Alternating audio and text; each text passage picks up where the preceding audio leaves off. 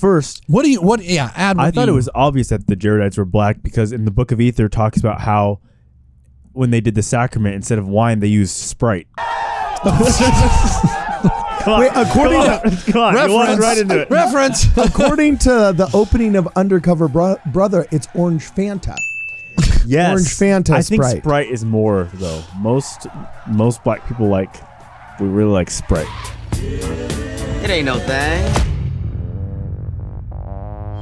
And he's saying these beautiful, wonderful, righteous people that we read about, the inspiring story we read about Jared and his brother, Mohani Moriankamer, in the Book of Ether, those people were black. Freaking in the Book of Ether, when they bury the plates, they buried it with a mixtape. Well, I was talking to a friend about that, and he said he thought it was a ridiculous idea because Ethiopian Jews to this day and Ethiopian Christians say it's still there. It's still in Ethiopia. And he's like, that's so stupid. Someone would have come and taken it. I'm like, have you not read the book? The Ark of the Covenant can defend itself. Yeah. You know what I mean?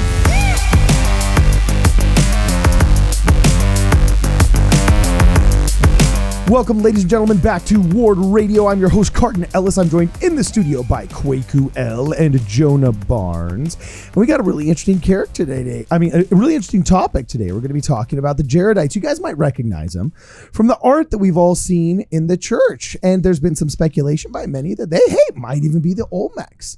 But we're going to take it one step farther on this show, like most people do. And we're going to float this really super cool theory in a book that our friend Jonah Barnes has found. None other than the Jaredites were black.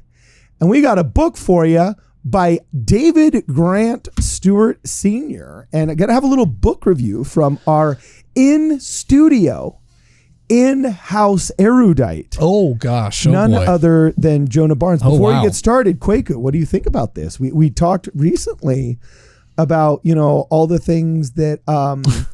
that our black Christian friends believe that the white Christians don't know about yet, and is the Jaredites being black among them, or now it is.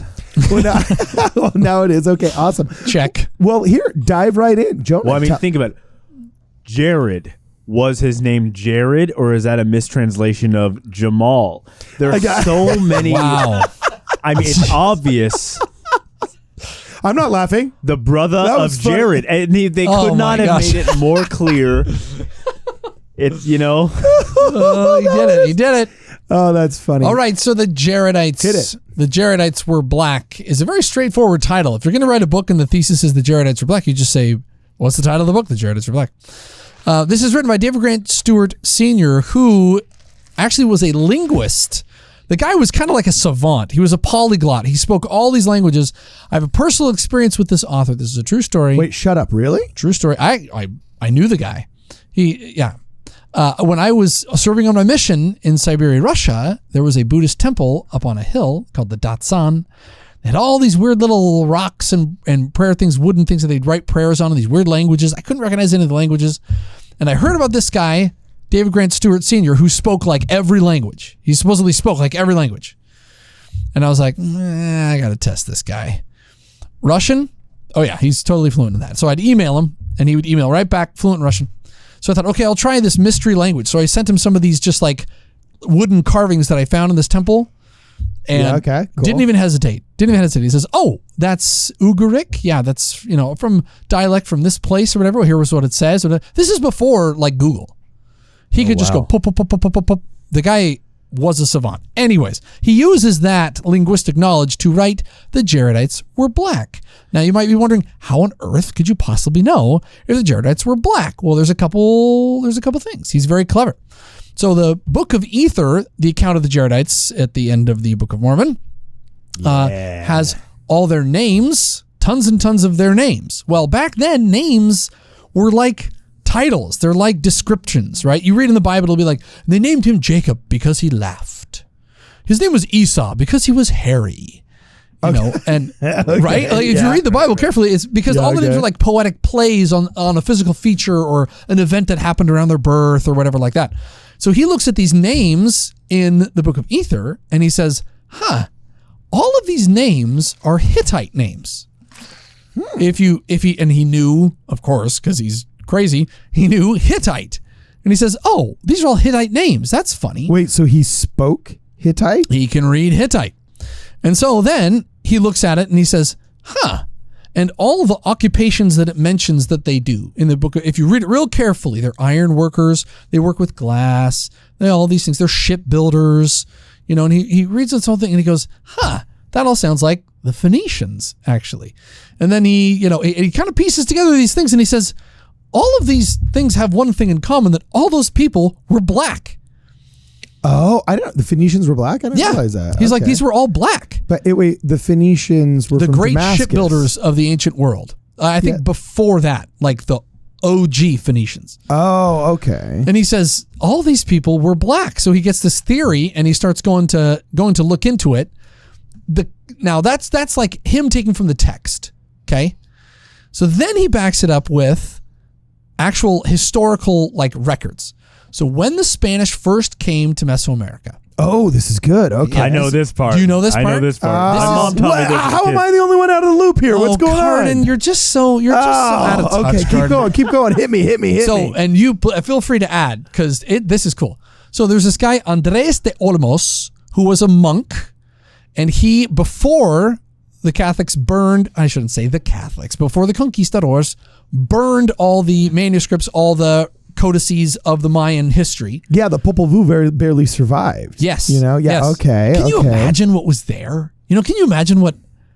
anyways, before they burnt it all, this dude, Andres de Olmos, went around and talked to people and found these codices, and he compiled what was the history that they told about themselves, where they came from. And he called it the Crónica 10, Crónica 10, or Croniza X, you'll see online. Okay, cool. I'm looking up. Croniza and then just X. Well, that was picked up by another dude, Diego Duran. And Diego Duran was a Dominican friar, and he went around and started asking these people where they were from, and he got access to the libraries, and he read all these things about the Mayan history, and several other people did this. So there's Andrés de Olmos, Diego Duran, there's Inés de la Cruz, there's Carlos de Sigüenza y Góngora, and they all heard a similar story from all these Mayans and their libraries and their oral traditions, which is that they, at the time, and actually I can quote it for you, this tribe were the descendants of the Naphtuhim, son of Mizraim, founder and ruler of Egypt, that after men had multiplied following the great deluge, they erected a tall zakuali, or tower, to preserve themselves in the event of a second deluge. And their languages were confounded, and they went to separate parts of the earth. So their own history says that there was a terrible flood, killed everybody, so to avoid the next flood, they built a really tall tower. Now, this is according to the Spanish friar. Was the Spanish friar just over-enthusiastic and maybe conflating his understanding? So you might say, well, wait a minute, these guys had the Bible, so they're just like riffing off of this thing. Yeah. So, but what Diego Duran did is he said, how, so he was trying to figure out, how could these people have these stories? It can't be true. He himself was a skeptic. And so he said, it must be, and he wrote a whole treatise on this, that St. Thomas must have sailed across the Atlantic and come to Mesoamerica. He's our boy with the cynocephaly, right? Oh, no, that was St. Christopher. Sorry, I take it back. No, not St. Thomas. We're mixing conspiracy theories here. Yeah, keep on going. So he said it must be, because there's no way they could have, that could be true. It must be that St. Thomas sailed across the Atlantic. So he himself was a skeptic, trying to make sense of this whole thing. Anyways, but that passes down as them saying, these people, and the names are, I can barely pronounce these things, but the original Huitzilopochtli, whatever they call themselves, Toltecs or whatever, or Olmecs. Okay. The local people had a tradition about them that they came across after a great flood and after a great tower. They sailed here and the tongues were confounded, and that's how they ended up here, which is, if you haven't read, the exact history of the Jaredites. So then David Grant Stewart goes a little further, And he says Joseph Smith himself. We like further. Okay. I love it. I'm channeling Kwaku. Here's where it gets real crazy. Yeah, I don't know if you guys are ready for this. Kwaku, but 4 times. Here's where it gets real, because like Kwaku, I can't stand any taller. I can't zoom in any farther to the screen. So he says that when Joseph Smith got the plates, if you remember, the Urim and Thummim that was in the stone box was the same Urim and Thummim that Ether buried with his plates. Oh yeah, it was a Jaredite. It was the second time that the relic had been buried and then found. Right. Okay. Yeah. And one thing Joseph Smith said frequently, if you remember and you read closely, is he said, "It's way too big for me." He says, "It's really large. I can barely fit this thing on my face." He says, whoever used and the breastplate, remember it had a breastplate. Yeah. He says, this belonged to a large person. Who the heck could ever use this? And so David Grant Stewart says, anciently, people of African descent were really tall. Large in stature. And today, like Nephi, they're the tallest. Okay. They're the tallest people on earth. They're the biggest people on earth. So anyways, he ties all these little things together to come up with this theory that the Jaredites are black. It's really kind of interesting and compelling. The last piece of it, of course, is we actually have photographs of those Olmecs. Not photographs, but we have huge stone heads carved of those Olmecs. And if you look at them, you think, it's not Irish. You know, Am I right? Wait. Are you saying? I'm pretty sure this is Timothy Chalamet's descendants. No, you know what I'm saying? Like maybe French. I don't know. That's you know what I'm Chalamet. saying? No. Yeah. So, well, first, I thought it was obvious that the Jaredites were black because in the Book of Ether talks about how when they did the sacrament, instead of wine, they used Sprite. Come on. Wait, according to come on, reference, right into it. Reference. according to the opening of Undercover Brother, it's Orange Fanta. Yes, Orange Fanta. I think Sprite. Sprite is more though. Most black people we really like Sprite. It ain't no thing. It's kind of like That's more of critical an analysis. Atlanta thing. I hadn't heard that one, but I like Really? Sprite too. Yeah. Oh, yeah. I hadn't heard that one. Okay. And the other thing is that gave it away is the fact that when Joseph Smith actually got, the Urim and Thummim, people don't know it was really, really heavy. It was very, flashy because it came with a grill. That's stupid. Oh my gosh. Oh, What? Jeez. They did not come with a grill. You'll have to sort through what was true and what was false in this podcast. Come on, this is funny. Hey, you people are used to So us. what I want to so now we have to take the Olmec statue and I'm going to tell Mid-Journey for the thumbnail of this. It's going to be really funny. The Jaredites were black, ? Right? And then I'm going to have Mid-Journey artificial intelligence make it so that we can superimpose your face on the Olmec head. Maybe we'll get Jonah Barnes's face right here on that goofy looking 1920s archaeologist. Hey, right? I could do that, yeah. But now you're saying I have to tell Mid-Journey to add a grill on the poor Olmec dude? Is that AI? You know? Yeah. They're talking Do you about- guys remember that old game show from the 90s where old Mech or Old Mech was the talking Olmec head, and you had to try and go through the Mayan temple and the ancient South American temple, and like you did Oh, bumped yeah. Do you remember that show? What was that? Do you remember that show? Come on, you're like king of like No, early I just have one 2000s. more joke. Okay, well hit it while I I'm just have looking one this more up. joke. Hit it. I'm not sure if anyone's going to get it. But I think the last giveaway that the Jaredites were black was that the opening 3 words in the Book of Ether are hey, hey, hey. You're such a nerd. You're such a nerd. Oh, jeez. It was called. Come on, that's hilarious. If We you get can't it, laugh at funny. this stuff. Yes, you We'll can. get canceled, but it was funny. Bro. It was funny. The show was called Nickelodeon's Hidden Temple. Nickelodeon's Hidden Do you remember this show? Temple. I loved this show as a kid. Oh, look at this. No, look at this one. So Nickelodeon's Hidden Temple. Oh, dude, here it is right here. Yeah. Bro. There it is. Yes. Boom shakalaka. So cool. And there was that this. looks weirdly familiar, like faintly in my childhood. I remember that. Yeah, like I'm telling you, it was all over. And these kids would get on screen and then they'd have to run around. That mouth would talk. He would go. Blah, blah, blah, blah. Yeah, the You'd mouth would tell talk. them what Oh, to and do. this is the guy. This is the guy right here. This host was, man, imagine if you were the costume designer of this host. I'm having to inflate 480i images that were screenshots from like the late 90s. Look at that. Yeah. So there was Olmec who would talk from the hidden temple. All right. And then they always had to run through like these crazy courses and do like totally nuts things. Yeah, here it is. Check it out. This looks like it's some form of a ropes course. I don't remember exactly what it was, but I do remember that they oftentimes fell off into like large bodies of water. That's all I remember. Is there was like I have one more. Large you got one more.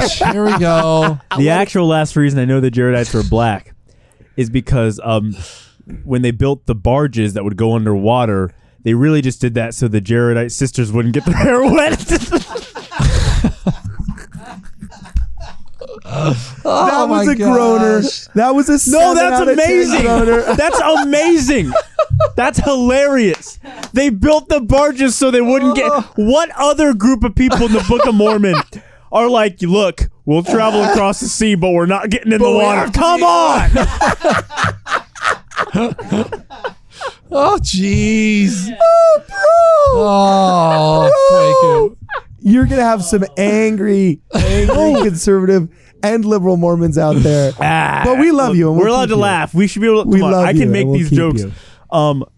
So one, it's funny. So there's a lot more to what you're saying. The amount of early explorers that came and said, not only that some of the natives looked distinctly African when they got there, but that their oral traditions started in Africa. I don't know why people think it's so shocking.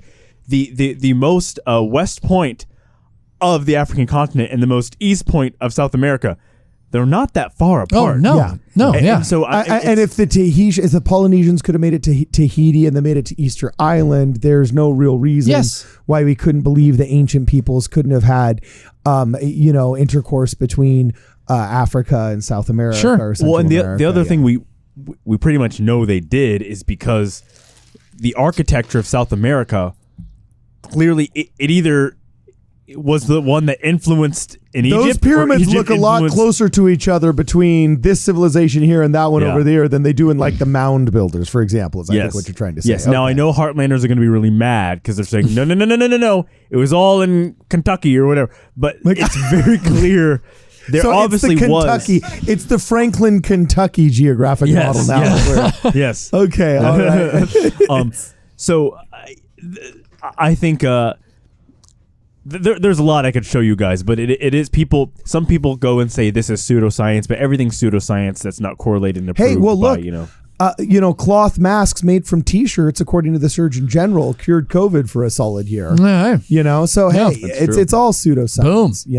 N95 masks instead of only stopping 95% of all viral particles, like I was trained on in my state-approved licensing, continuing education for 15 years. Before 2019. Well, that all changed. All changed all of a sudden once a certain party was in charge. One other interesting thing is ancient Africa is known as, at least in almost every ancient culture we have, as the hub or the area in which people would get magical items from. Cool. Right? So Kebra Nagast, right?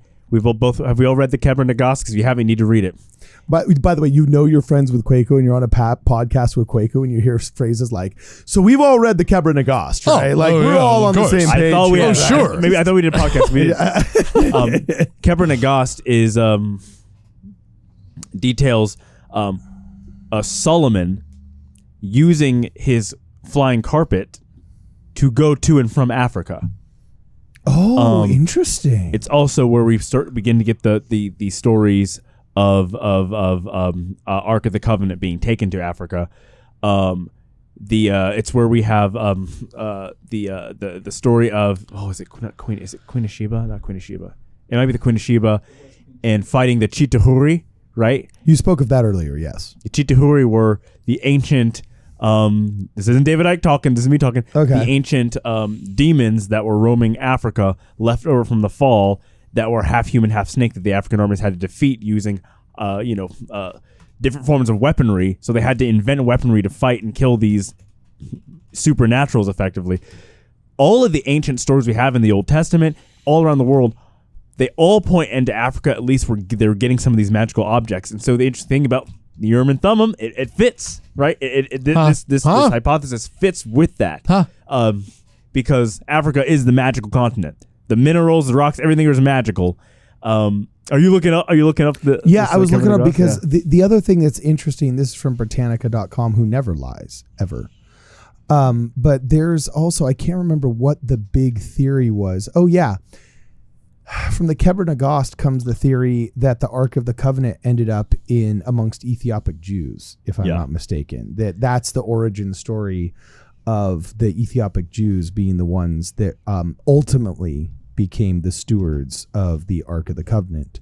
Because I recognized that I'd seen this painting before, and I remembered it was from the origin story of the Ark of the Covenant. I was talking to a friend about that, and he said he thought it was a ridiculous idea because Ethiopian Jews to this day and Ethiopian Christians say it's still there. It's still in Ethiopia. And he's like, that's so stupid. Someone would have come and taken it. I'm like, have you not read the book? The Ark of the Covenant can defend itself. Yeah. You know what I mean? That's the whole point. Try. See what happens. You don't think there's a bunch of bones and dead bodies right outside of the village where it is? Yeah, dude, that's funny. That's funny. So, okay. Is there anything else, bro? Or are we just wrapping it up? Before everybody thinks that we're crazy, this was actually published in the Ensign magazine back in the 1970s. I'm trying to find exactly when. Really? This is not, we're not crazy. Or post 78, because that's interesting. Oh, this was written before 78. This is written before 78. Shut up. Oh, yes. So there was academic scholarship saying the people of the book were black. Prior to the 1978 ban. Wow. Now, if you remember, the fissure was deep. The Jaredites, they were the people who were not confounded. The Jaredites were so good and so righteous. They were the original, the OG Lord's chosen people who were taken to the promised land. So he wrote this before 1978, and he's saying these beautiful, wonderful, righteous people that we read about, the inspiring story we read about Jared and his brother, Mohani Moriankamer, in the Book of Ether, those people were black. And so it's kind of like awesome. When we did that podcast several weeks ago where, people are always trying to lampoon Brigham Young is this like horrible racist, and we totally debunked like 7 quotes that were completely made up, completely false of Brigham Young, supposedly having said all these heinous things about extermination and dominance and all this other crap. So, wow, this is intriguing. Okay, well, I think this is just plain old cool. I think it's awesome. Yeah, you can find this on Amazon. Give it a look. It's super thin. I mean, that's a quick little read. Interesting theory. It's really cool how much is hiding in the Book of Mormon text. Oh, and we didn't even think about this one. Freaking in the Book of Ether, when they bury the plates, they buried it with a mixtape. Oh my gosh. Run away. Quake is running away. Bow. He's out. All right. He's done. And guess what? So are we. You look so genuine. You were like, wait, I forgot about the mixtape. I knew it was coming. You look so genuine. I had to lead you into it. I knew it was coming, man. So anyway, let us know where you think we go wrong or where you think we go right. Keep the conversation going in the comments below. If you haven't liked this video yet, please give it a like and check us out on wardradio.com.